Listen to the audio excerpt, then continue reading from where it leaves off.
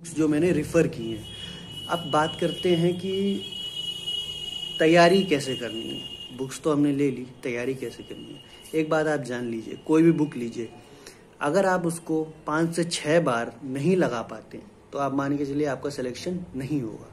5 से 6 बार, चाहे आप क्लास अटेंड करें, उनकी जो शीट है 5 से 6 बार लगाने का क्या मतलब है कि आप जैसे 100 क्वेश्चन हैं, कोई भी टीचर ने कराया आपको, उसने 100 क्वेश्चन कराए उस शीट के, आपने 100 क्वेश्चन सॉल्व किए, कुछ क्वेश्चन आपको नहीं आए तो आप पहले तो लड़के क्या करते हैं कि वो फ़ोन में ही उनकी पीडीएफ रहती है, ठीक है, फ़ोन में पीडीएफ रहेगी और वो फ़ोन में ही खोलेंगे और बंद करेंगे, उनको पता भी नहीं होता कि भैया टिक कहाँ करना है, क्या करना है। तो पहले आप फ़ोन से पीडीएफ निकालिए, प्रिंट कराइए, फिर लेके आइए। जैसे मैंने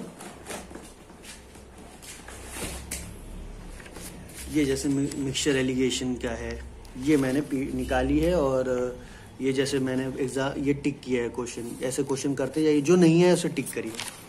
पहले रन में जब आप जाएंगे तो हो सकता है आपको क्वेश्चन आप कुछ कर पाए, कुछ नहीं कर पाए, तो उस क्वेश्चन को एक गोला बना लीजिए। दूसरा रन जब जाएंगे आप, दूसरा रन मतलब दूसरी बार जब जाएंगे आप, तो वो क्वेश्चन हो जाएगा आपसे। लेकिन सपोज कि फिर भी टिक किया हुआ क्वेश्चन ही करना है आपको, लेकिन वो नहीं हुआ, तो उसको दोबारा सर्कल कर लीजिए। तीसरा रन जब करेंगे आप, तो वो टिक किया हुआ आपके पास है, डबल टिक वाले देखिए कि कितने हैं। डबल टिक वाले सपोज 4th क्वेश्चन है, उसको हम एक रन में गए, वो नहीं हुआ हमसे, हमने उसको सर्कल कर लिया। फिर दूसरे रन में आए, दूसरे रन में भी 4th क्वेश्चन नहीं हुआ, होता है, नहीं हुआ, उसको हमने फिर से सर्कल कर लिया। तीसरे रन में आए, फिर भी नहीं हुआ, फिर हमने उसको सर्कल कर लिया। तो सर्कल करने से होगा क्या, एक तो आपका एफर्ट कम होगा। पहली बार में आप ज़्यादातर छोटे मोटे क्वेश्चन होते हैं वो लग जाते हैं, तो उसको बार बार लगाने की जरूरत नहीं है। मेन इंपॉर्टेंट जो है, जो क्वेश्चन नहीं आ रहा होता उसको लगाना, तो वो हमने लगा लिया, ठीक है। अब बात रहती नोट्स की। नोट्स आप जो बनाएंगे वो एक सेपरेट कॉपी में नोट्स बनाएंगे। ये कॉपी है मेरी, ये डायरी है, इसमें सेपरेट कॉपी में नोट्स बनेगा आपका। ये जैसे मैंने इसमें चिपका लिया है, ये मेरी टेबल्स हैं।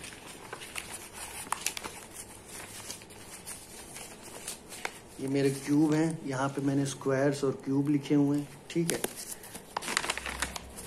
ये मैंने टेबल्स लिखी हुई हैं 30 तक। तो अब उसके बाद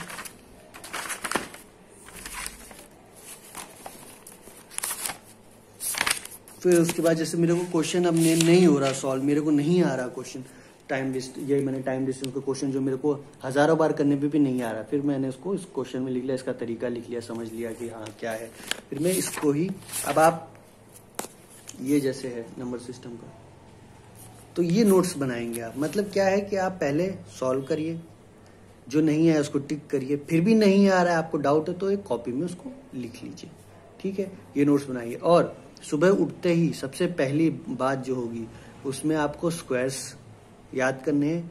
1 से लेके 50 तक के स्क्वायर्स आपको रटे होने चाहिए जुबान पे। क्यूब आपको 1 से लेके 30 तक का क्यूब पूरा रटा होना चाहिए। आपको टेबल्स जो है वो 30 तक की टेबल्स पूरी रटी होनी चाहिए। सुबह उठ के सबसे पहले स्क्वायर्स, क्यूब, टेबल्स, ये रिवीजन करना है। उसके बाद फॉर्मूले, अलजेब्रा के फॉर्मूले जितने होते हैं वो सारे, ट्रिग्नोमेट्री के फॉर्मूले जितने होते हैं सारे, और जो एडवांस ज्योमेट्री के जो फॉर्मूले होते हैं सारे। डायरेक्ट रिजल्ट मतलब जैसे आप क्वेश्चन सॉल्व करेंगे, क्वेश्चन सॉल्व करने में जैसे डायरेक्ट रिजल्ट जो बनता है, जैसे मैंने ये वाला क्वेश्चन, जैसे ये क्वेश्चन ऐसे सॉल्व है, तो इसका डायरेक्ट रिजल्ट है कि ये ये डायरेक्ट रिजल्ट है, ये डायरेक्ट रिजल्ट है, सॉल्व किया, ये डायरेक्ट। तो कभी भी क्वेश्चन अगर ऊपर वाला आएगा, मुझे डायरेक्ट रिजल्ट पता होगा, मैं डायरेक्ट डाल के वो निकाल सकता हूँ। तो ये डायरेक्ट रिजल्ट आपको पते होने चाहिए। ये देखिए, जैसे ये 3 सर्कल बना रखा है, रेडियस का रिलेशन पूछा है इन सब में, तो रिलेशन क्या होगा, ये होगा, ठीक है। तो ये डायरेक्ट रिजल्ट आपको पता होना चाहिए, नहीं पता होगा तो आप एग्जाम में मात खाएंगे, ठीक है। तो ये हो गया आपके नोट्स बनाने का तरीका। अब बात करते हैं आपका मॉक कैसे दिया जाए। आप पहले तो अपना कंप्लीट कीजिए, सिलेबस सारा कंप्लीट हो गया है, सिलेबस आपका सारा कंप्लीट हो गया। उसके बाद मॉक कैसे देना है। मॉक आपने उठाया, मॉक एक रन में दिया, यूजुअली मॉक जो देता है आदमी गलत करता है तो वही चेक करता है कि मैंने ये गलत किया है, तो क्वेश्चन नंबर सपोज 25, 26 और 27 मेरे गलत है मॉक में, तो मैं जब एनालाइज करेगा तो वही देख लेगा। ये बात नहीं है। आपको जब मॉक दे दिया आपने तो आपको एनालाइज करना है, तो फिर से क्वेश्चन नंबर 1 पे आइए। क्वेश्चन नंबर 1 पे आइए, उसको देखिए कि ये जो क्वेश्चन नंबर 1 है इसमें क्या मैंने वही तरीका लगाया है जो उसमें दिया है कि मैंने कुछ अलग तरीका लगाया है। अगर कुछ अलग तरीका लगाने से आंसर आ रहा है तो वेल एंड गुड। अगर मैंने कुछ गलत ही लगाया है, सपोज कई बार होता है कि एक क्वेश्चन जो होता है वो 2-3 तरीके से सॉल्व हो जाता है, लेकिन अब किसी बच्चे ने यूनिट प्लेस देख के सॉल्व कर दिया, यूनिट प्लेस का कोई कंसेप्ट ही नहीं है उसमें, ठीक है। जैसे होता है कि एवरेज निकाल लें, तो अगर 30, 20 प्लस 40 का एवरेज निकालेंगे तो बच्चा देखता है 30, 20 और 40 ये 3 नंबर इनका एवरेज है, तो 33 इंटू 10 है, 44 इंटू 10 है, 55 इंटू 10 है, तो जो आंसर जो होगा उसमें भी इंटू 10 कुछ ना कुछ होगा ही। तो ये कंसेप्ट लगाया तो आंसर तो आ गया, लेकिन कंसेप्ट गलत है। ऐसे कभी एवरेज ऐसा आएगा नहीं आपका। तो ऐसे जो होता है ये समझना कि मैंने सही दिमाग लगाया कि गलत दिमाग लगाया, ये समझना। हर क्वेश्चन नंबर 1, 2, 3, 4 ऐसे समझना। फिर जो नई चीज आपको सीखने मिली मॉक में, उसको, ये मेरी मॉक की कॉपी है जो मैंने आपको डायरेक्ट रिजल्ट बताया है ना, ये डायरेक्ट रिजल्ट मैंने सब मॉक से ही देखे हैं, सब मॉक से ही सेव किए मैंने। तो ये डायरेक्ट रिजल्ट मुझे लिख लेना है कॉपी में, ठीक है, ताकि मेरे पास एक पूरा प्रॉपर, जब आपका पेपर होगा 1 महीने पहले तो आपके पास पूरा मटेरियल तैयार होगा कि भैया मुझे अब मैं दोबारा से थोड़ी ना वही किताब वही मॉक दोबारा से खोलूंगा, नहीं, मेरे पास ये मटेरियल तैयार है, ठीक है। मुझे करना यही है, बाकी मेरे को आया हुआ है। बाकी मुझे क्या करना है, मुझे टेबल रिवीजन करनी है, क्यूब रिवीजन करना है, ठीक है, स्क्वायर रिवीजन करना है, परसेंटेज रिवीजन करना है। जैसे 1/4 क्या होता है 25%, 3/4 क्या होता है 75, ठीक है। तो ये रिवीजन करना है, तो ये मैंने लिखा हुआ है इसमें, तो ये मेरा प्रॉपर रिवीजन हो जाएगा, ठीक है। तो मॉक आपको ऐसे देना है। अच्छा, जो लोग, क्योंकि फॉर्म भर दिया है जिन लोगों ने 2020 का, अब उनके पास तैयारी का टाइम नहीं है, तो आप लोग ये करिए कि 2017 से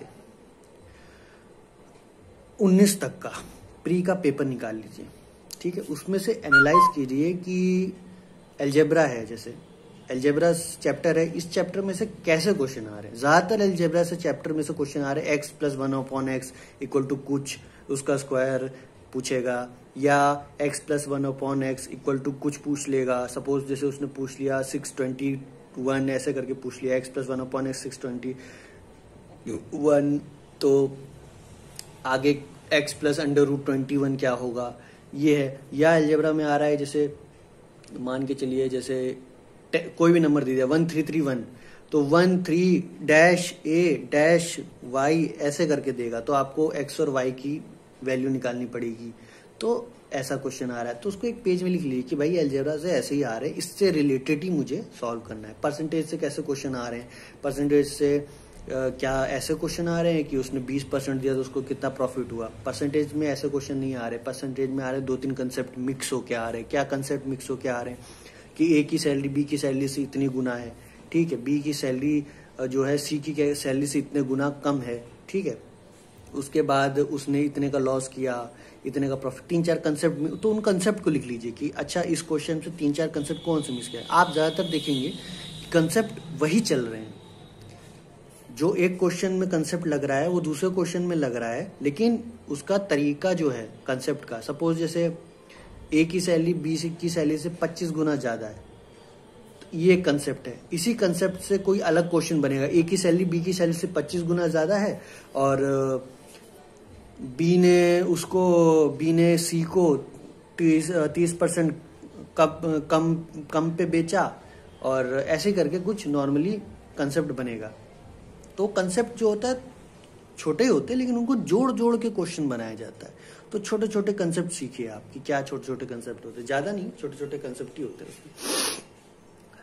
आपको इंग्लिश का डेली करना है आपको। जैसे अब मैं आपको बताता हूँ कि मैंने कैसे तैयारी की। मैं सुबह उठ जाता था, 7-8 बजे उठता था, ठीक है, खाना वाना खाया, चाय पिया, थोड़ा बहुत इधर उधर योगा किया।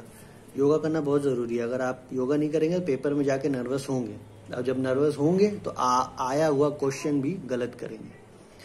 योगा करिए, प्राणायाम करिए, उससे क्या होगा, कुछ जिंदगी में कुछ चमत्कार तो होगा नहीं, लेकिन एक सेंस बना रहेगा आपको, नर्वसनेस कम होगी आपको, ठीक है। क्योंकि बॉडी को, अब पढ़ने वाला स्टूडेंट जो होता है ना खेलने जाता है, ना कहीं घूमने फिरने जाता है, ना शादी अटेंड कर सकता है, 50 लोग लाख क्वेश्चन पूछते हैं। तो आपको ऐसा करना है कि आपको खुद ही अपनी बॉडी को मेंटेन रखना है। तो मेंटेन रखने के लिए भाई हम जिम में 2000 दे के तो फालतू का कुछ इतना पैसा है भी नहीं हम लोग के पास कि जिम में हम 2000 दें, प्रोटीन की भी चीज़ें खरीदें, ठीक है। उसके बाद डाइट भी फॉलो करें, उसके बाद पढ़ें भी। भाई जिम में जो 2 घंटा डंबल मार के आएगा वो क्या पढ़ेगा, हाथ ही नहीं काम करेगा।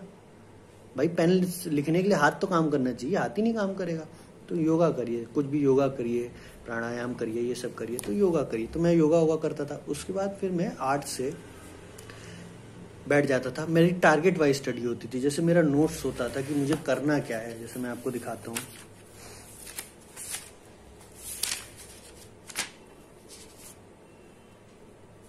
ये जैसे